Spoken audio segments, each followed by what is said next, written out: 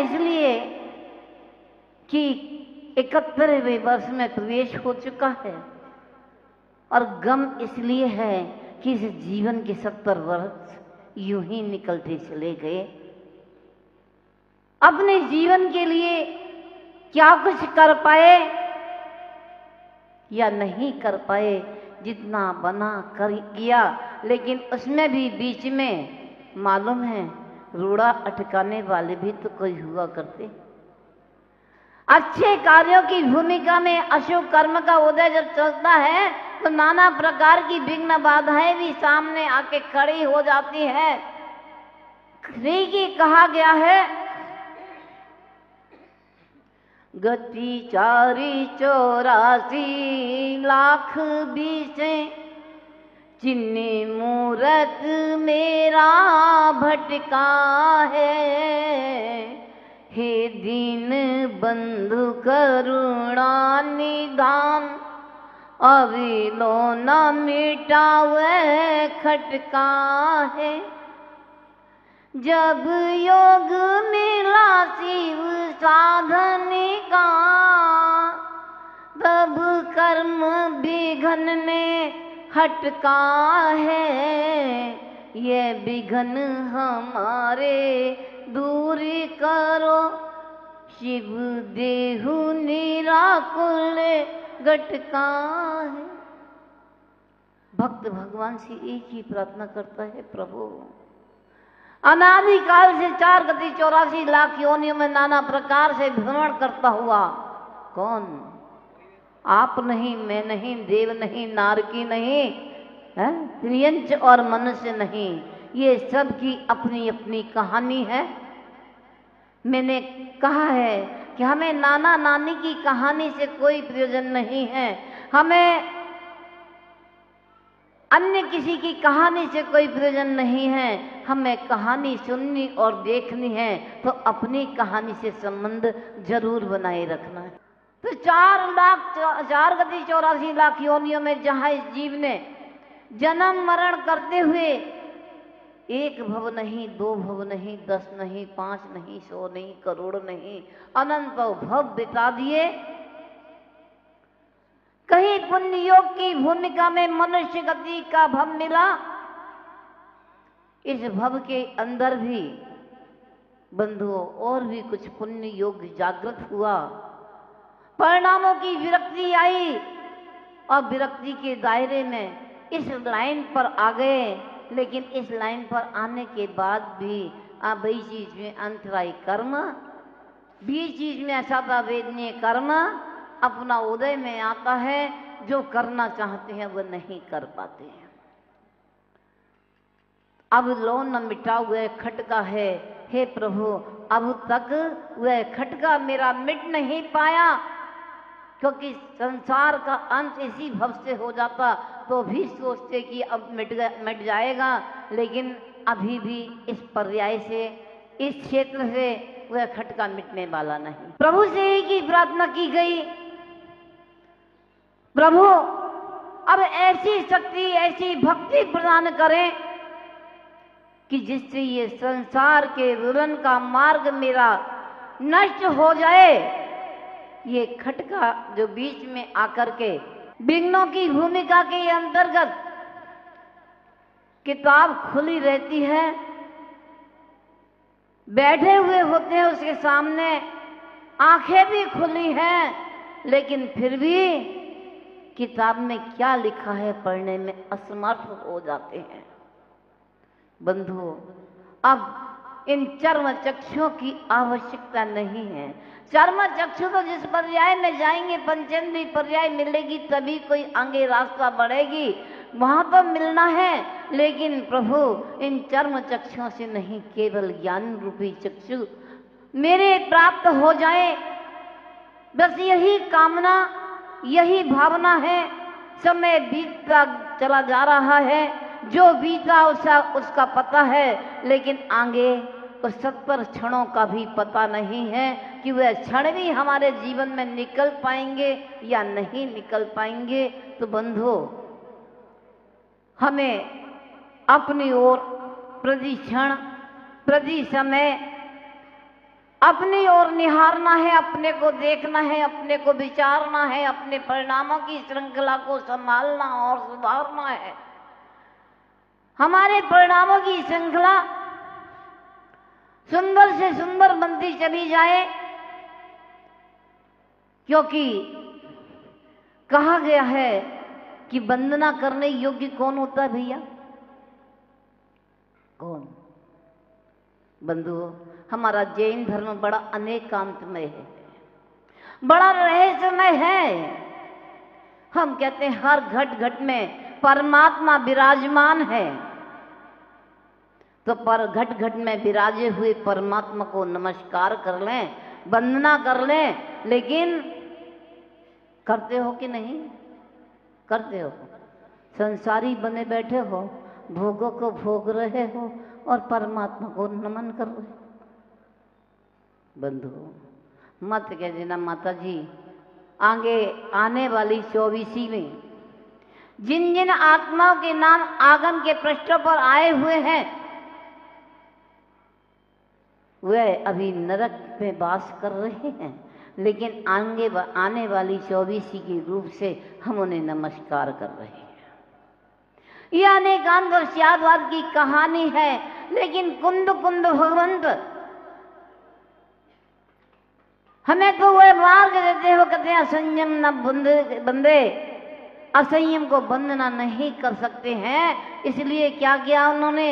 बंदित्व शब्द सिद्धे धो मचल मड़ो वमम गईन पत्ते बोक्षामि समय पाहुड मिणमोशो केवली फणियम। बंदित्व शब्द सिद्धि। कुंद कुंद भगवंत कहते हैं मैं सर्व सिद्ध भगवंतों को नमस्कार करता हूं। किसने नमस्कार किया? किसने किया? आचार्य कुंद कुंद भगवंत ने। मत कह देना माता जी अब पूछो मत, पूछने का समय नहीं है, क्योंकि समझ गए ना, समझ गए ना, अब पूछने का समय नहीं है।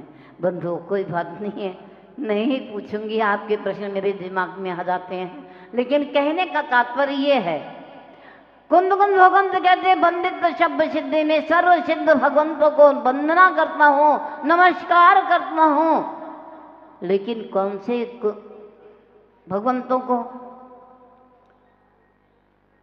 बंदित शब्द सिद्धि, सर्व सिद्ध भगवान को नमस्कार करता हूं। कैसे हैं वो?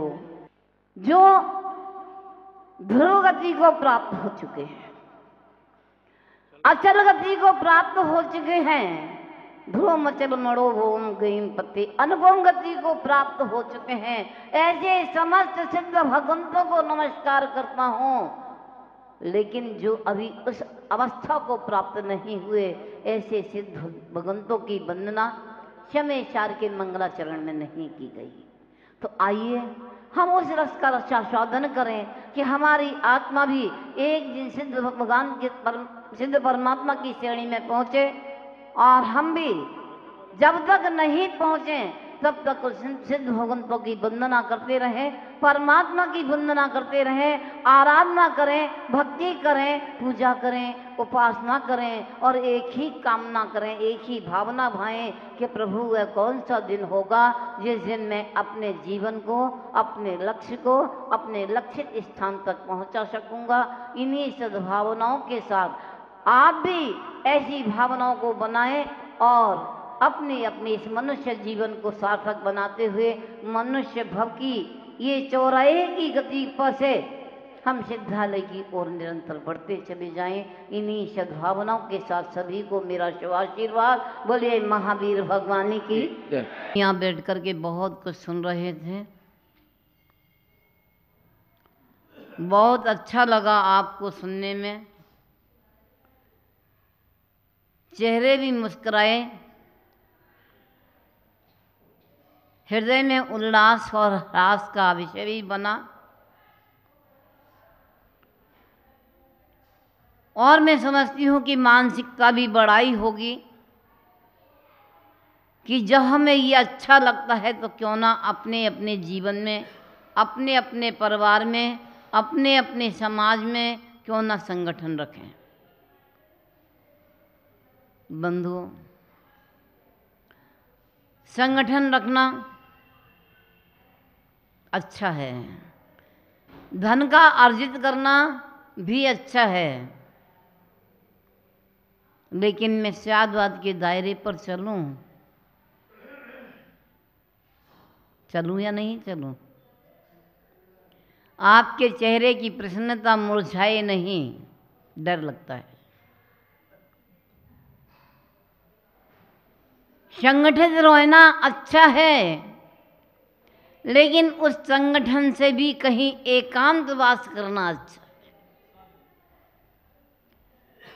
उस संगठन के वातावरण से हटकर अपने आत्मा में वास करना भी बहुत अच्छा है, उससे भी सुंदर है। भले ही हमें उसका स्वाद ना हो, इसलिए हमें उसमें मुस्कुराहट नहीं आ सकती है, जानते ही नहीं आत्मा क्या है, आत्मा में कैसे निवास किया जाए, क्योंकि अभी तो हम कहीं और हैं, अपने से बहुत दूर हैं। ये व्यवहार है जिसकी चर्चा माता जी ने की। संगठन में बहुत बड़ी शक्ति है, धागे धागे मिलकर के एक रास्ता बन जाता है, और उस रास्ते में इतनी ताकत होती है कि आप चाहो तो छत पर पहुंच जाओ पकड़ करके, आप चाहो आपके घर में कोई चोर घुस करके आया है तो पकड़ के बांध दो, वह आपका बाल बांका नहीं कर सकता। ये संगठन की शक्तियां हैं, लेकिन संगठन किसका करें? है अर्थ का संगठन, जन का संगठन। जन का संगठन हमें दूसरे से बचा सकता है, बाहरी आपत्तियों से बचा सकता है। हर व्यक्ति ये सोचता भैया इनसे बोलना मत, कुछ इनके पीछे बहुत है, बोले तो अपनी जिंदगी खतरे में है। संगठन बहुत अच्छा चीज़ है, मिलकर के रहना बहुत अच्छा है। आपकी हौसलों को मैं नष्ट करने नहीं जा रही हूँ। तिजोरी में अर्थ है तो आप नहीं, आपके बेटे बहुएं भी आपको चाहते रहेंगे, क्योंकि जब मिलेगा तो मुझे ही मिलेगा ना। उसके बल पर आपकी सेवा भी होती रहेगी, वह भी अच्छा है। हमें किसी के अर्जन से बचना है तो कौन से अर्जन से बचना है? दुष्भावों के संगठन से बचना है, क्लेशित परिणामों के संगठन से बचना है। विचार करना, क्योंकि समय की भूमिका भी मुझे नजर आ रही है और अपनी बात भी आप तक पहुंचानी है। हम कहाँ चल रहे हैं वह परिधि पर भी पहुंचना है। कहाँ चल रहे थे हम? एक ही दिन तो बीता है। बहुत सुंदर बात है। अजीव तत्व का आश्रय, अजीव तत्व का विपरीत श्रद्धान, जीव तत्व का उससे पहले निकला विपरीत श्रद्धान, और अजीव के पश्चात आश्रव तत्व का हो गया या होना है? हो गया। याद आ गई?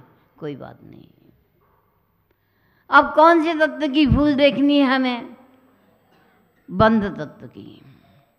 बंधु, उन्हें कवि दौलत राम जी ने कहा, शुभ अशुभ बंध के फल मझार, रति अरति करें निज पद विसार।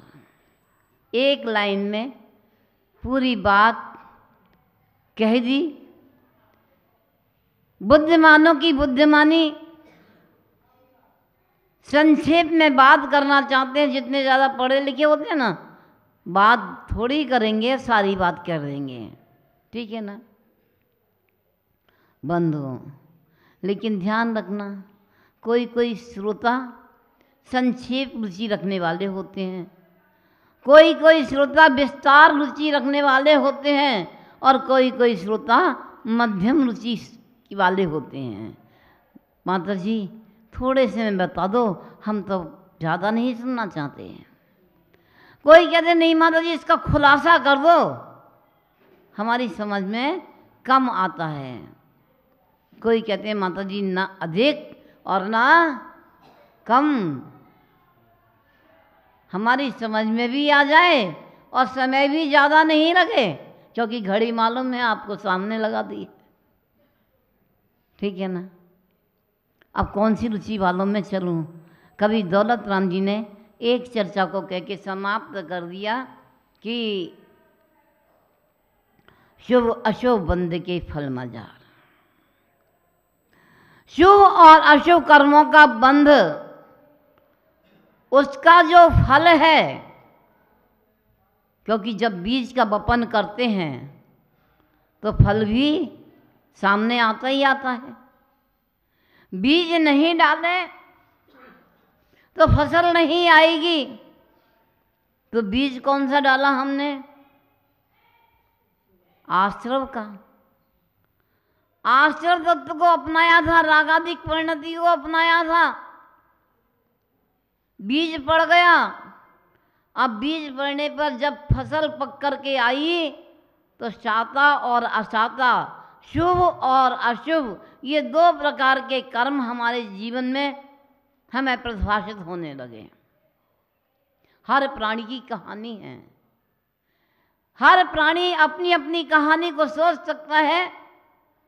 आजू बाजू में झांकने की आवश्यकता नहीं है, पड़ोसी के मकानों में जाने की आवश्यकता नहीं है, पड़ोसी और समाज से पूछने की आवश्यकता नहीं है, लेकिन अपने अपने घर तो अपने अपने पास ही है ना।